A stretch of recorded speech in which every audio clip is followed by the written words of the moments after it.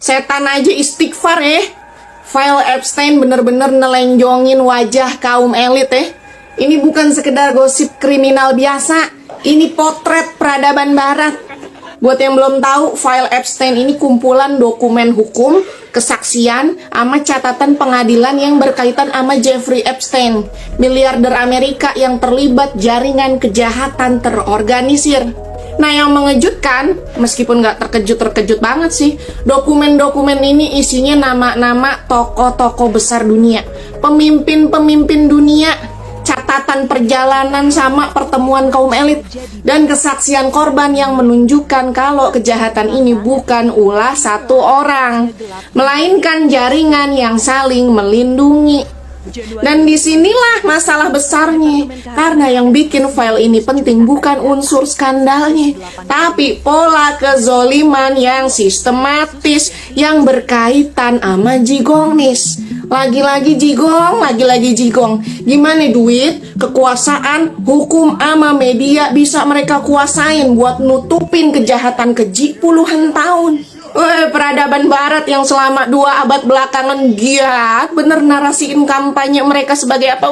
Gue nih kompas moral dunia yang ngakunya paling toleran, rasional, open-minded, taunya beginilah kalau manusia nggak diajarin batas.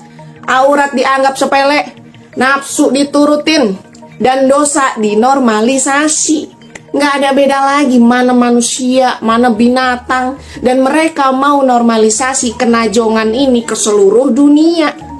Kalau sistem yang ngeklaim diri paling modern, paling manusiawi, bisa menutup mata sama semua kejahatan ini, pertanyaannya, maka apa yang sebenarnya mereka sembah? Ha? Dan ngarep apa kita manusia kalau dipimpin sama pemimpin modelan titisan-titisan dakjal begini? Gara-gara ini file kita jadi tahu kenapa penjajah bisa ngontrol dunia.